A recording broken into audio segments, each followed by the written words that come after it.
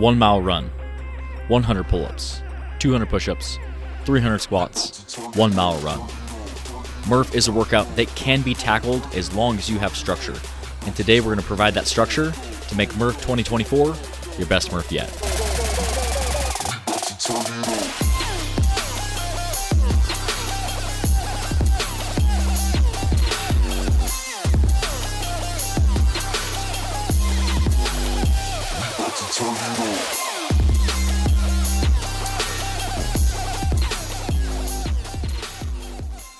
Whether this is your first attempt at Murph or you're looking to set a new PR, this video is for you. Because today I'm going to show you how to structure your training for Murph, how to structure the workout in general, so that you can show up on Murph Day ready to set a PR and give it your best. So what we're going to talk about today is how to structure Murph. And leading up into Murph, I'm going to be posting weekly videos to really just educate you on how to structure your workouts and really set a PR or just complete the workout in general. So like I said, make sure that each week you're coming back because I'm going to post weekly videos to show you how to PR Murph and how to give it your best attempt. I also have a free PDF document on my website. I'll leave the link in the description below. You can go check that out after I watch this video. It's going to have some notes from the video today. It's going to have some other general tips to further set yourself up for success on Murph Day. The link to my Murph 2024 PDF document is down in the description below. Like I said, it's totally free, so make sure that you go check it out after you're done watching this video. So if you're watching this video, more than likely you know what Murph is. Let's just go over a general overview before we hop into it. So Murph is a 1 mile run, 100 pull-ups, 200 push-ups, 300 squats, and you finish the workout with another 1 mile run. We're going to talk about how to structure this workout and how to set yourself up for success, because one problem that a lot of people do when they attempt Murph is they start out way too hot. And what we're going to talk about today is how you can set a consistent pace so that not only that you can finish that workout, but you can finish the way you want to, making sure that, yes, it's going to hurt. Yes, it's going to suck. It's not going to be the most fun thing in the world the entire workout. But if you go out too hot, you're going to shoot yourself in the foot. You're going to end up not setting a PR or maybe even potentially not even finish the workout. So this week, we're going to talk about the rounds of the pull-ups, the push-ups, and the squats. And for the sake of this video, we're going to talk about if you're partitioning your reps. This is not going to apply if you're doing all 100 pull-ups and then all 200 push-ups and then all 300 air squats. What we're going to talk about is if you are partitioning the 100, 200, 300 into 20 rounds of 5 pull-ups, 10 push-ups, and 15 squats. And that really is the best way to structure it. A lot of times people think that maybe I should just do 10 rounds of 10 pull-ups, 20 push-ups, and 30 squats. But I promise you, the 5, 10, 15 method for 20 rounds is faster. Those pull-ups and those push-ups are going to fatigue, and you're going to run into muscle failure too early in the workout. So 5, 10, 15, stick with that structure. I promise you'll thank yourself for doing that. In next week's video, we're going to talk about the mile runs. But like I said, today we're just talking about the push-ups, the pull-ups, and the squats, and those 20 rounds of 5, 10, 15. And what you need to do is you need to set some sort of structure. So the last thing that you want to do is you don't want to go out and run your first mile as hard as you can. You come in, you're breathing hard, you get right to your pull-ups, your push-ups, your squats, you're cranking through 3, 4, 5, 6 rounds, and all of a sudden you're just totally gassed. What you want to do is you want to find some structure. So depending on if you have a certain time goal, you might want to structure it differently, but you have different options on how you should structure those 5, 10, 15. And what I always recommend is that you want to structure it on a certain time frame. So say, for example, if your goal is to go sub 40 minutes, which is a big goal for a lot of people, you need to do your 20 rounds of 5, 10, 15 every minute on the minute. And you need to run 2 sub 10-minute miles on the first mile and the second mile. And that's going to give you sub 40. And it doesn't have to be that every minute on the minute, but that's an example of you can shoot for those 5, 10, 15 every minute. You can shoot for those 5, 10, 15 every minute 15, every minute 30, minute 45, 2 minutes. You have to find some structure that's going to be good for you and something that you can repeat for 20 rounds. And that's actually going to be my biggest tip, and what we're going to talk about today is you need to go practice this. And in that Murph 2024 guide, I actually have this laid out for you. So like I said, make sure that you go download that. It's a free PDF document on my website that's going to give some more structure around this. But you need to go and test. So that's actually what we're going to do today. We're going to test a quarter Murph. We're going to run a quarter mile. We're going to do 5 rounds of the 5, 10, 15 and finish with a quarter mile. And I'm going to show you how I'm structuring that around every minute on the minute for myself. But like I said, this is why you need to go test this. You need to go test what that feels like. Yes, it's only a quarter segment. You could do a half segment too as well. But the quarter segment gets you to understand what it's going to be like to do push-ups, pull-ups, and squats after the run, what that end of the run is going to feel like under fatigue. Because yeah, you might be able to run a sub 6-minute mile, but are you going to be able to run sub 6-minute mile after doing 100 pull-ups, 200 push-ups, 300 squats? I mean, maybe, but that's going to be pretty hard to do. So by going out and testing 5 rounds and doing a quarter Murph, you're going to be able to see what it feels like and figure out what structure is going to work for you. Ideally, at the end of each round, you want a little bit of rest. That's where you're going to want to take your rest. But ideally, you want to try to find some structure that you don't have to break up your push-ups, your pull-ups, and your squats, so that you can just go 5, 10, 15. Say that takes you 40 seconds. If you're doing it every minute on the minute, you get 20 seconds of rest, and then you repeat that. 40 seconds, 20 off, 40, 20 seconds. Or say that 5, 10, 15 takes you a minute. Then maybe you take a minute 15, where you take that 5, 10, 15 for a minute, you get 15 seconds rest, and then you repeat that. By testing it, you're going to come into Murph Day and you're going to understand what structure you need to stay with, so that you don't just go all crazy, balls to the walls, and then all of a sudden you just bonk, you hit the wall, and it's really going to be no good from there, where you're just going to suffer through that workout. You're not going to set a PR, and more than likely you might not even finish the workout. So let's go to that quarter Murph. Let's test it and see what that looks like. All right, guys. So we are about to test this quarter Murph. So running through 1/4 of a mile. So 400 meters. I'm going to do it on the assault runner. And then we're going to come over to 5 rounds, 5 pull-ups, 10 push-ups, 15 squats.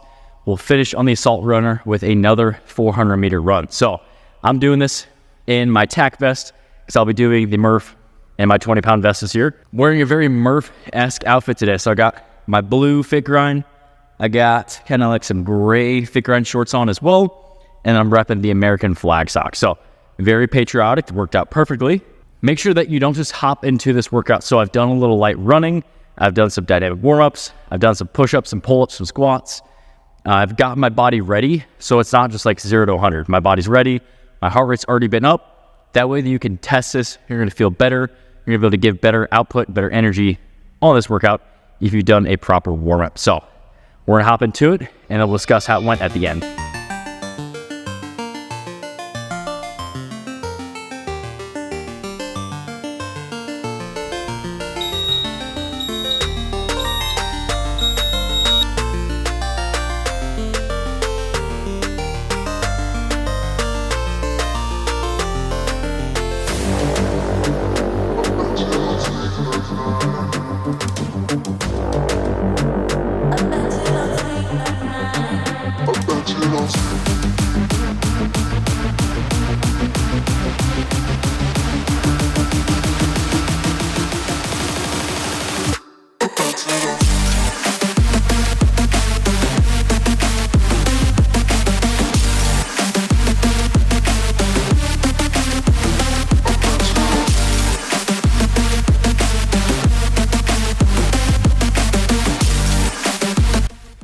All right, so I just finished up that quarter Murph test. Overall, it was a very good test. It's going to give us some good information to kind of base some training off and give us some guidelines to stick to throughout this prep for Murph 2024. So as far as my quarter Murph, I was able to finish that first 400 meters, finished it in 1:38, and then went through my 5, 10, 15. I stuck to every minute on the minute, which worked out. And then I finished that last one a little bit slower at 1:46. So overall, second paces, that's what I want to do, was stick around that 6 to 6:30 time frame as far as the first 400 meter mile paces. And then I wanted to stick to every minute on the minute, because that is what I'm going to plan on doing on Murph Day, is try to do 5, 10, 15 every minute on the minute and stick to that for as many rounds as I can. See if we can get a sub 40-minute Murph. I'm also going to be doing strict pull-ups. So I'm not going to be kipping this year. Not that kipping is bad, not that that's wrong, not that that's right, but I want to do a strict Murph this year where I'm doing strict pull-ups, strict push-ups, strict air squats, and then running in the vest, the mile. So that'll be a new challenge where I've done body weight strict, I've done weighted kipping, I've never done weighted strict. So I'm about to mix up some FitGrind pink Starburst electrolytes.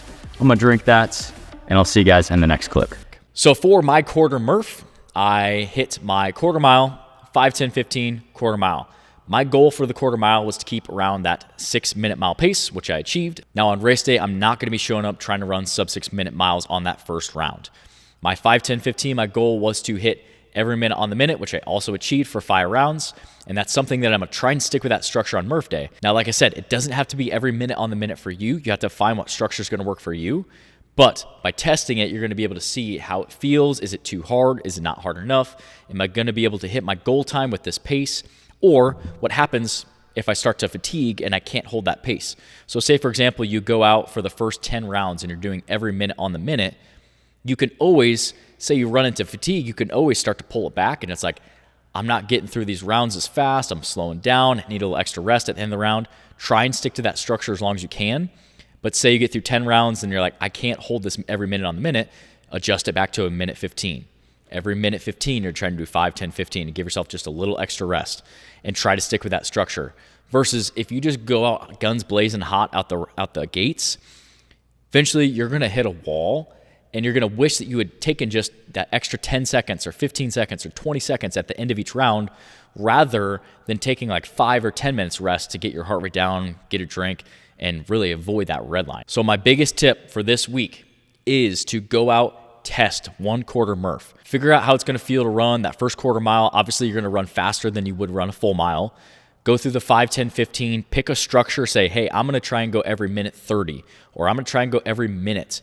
Stick to that structure, see how it feels, kind of pay attention to what muscle groups are going to fatigue, if there's any sort of where you have to break up reps, because there's things that you can do to partition those reps differently. We'll talk about that in future videos. And then that last quarter mile, your legs are heavy, you're breathing, just start to understand what that feels like, because no matter how good a shape you're in, that last mile is going to suck. I can promise you that. But you have to kind of get an understanding of what that feels like, and you're going to have more appreciation and understanding of the type of place you need to go through to get through this workout. So the main takeaway from this first week of Murph prep is you need to go test. I want you to test a quarter Murph. From there, you're going to get a lot more information on what your structure needs to look like on Murph day. You're going to understand, hey, my push-ups are weak, my pull-ups are weak, my body weight squats, I got to break them up. We'll talk about all that in future videos so that you can really show up on Murph day. You can give it your best. You're prepared, you're ready, and you know exactly what you need to do when shit starts to hit the fan. Like I said, make sure to go download that free 2024 Murph guide on my website. Like I said, it's a free PDF document that you can go download. The link is in the description below. If you found anything helpful, guys, make sure you hit that thumbs up button. And like I said, stay tuned for next week's video because we're going to build on this video and I'm going to show you how you can structure your training, how you can really partition your reps differently if fatigue starts to set in, and we'll cover different topics so that on Murph day, you're ready. You can show up and perform your best. Thanks for tuning in, guys. I'm gonna leave a couple other videos to go watch on the screen here next. Make sure you check those out, and I'll see you guys in the next one.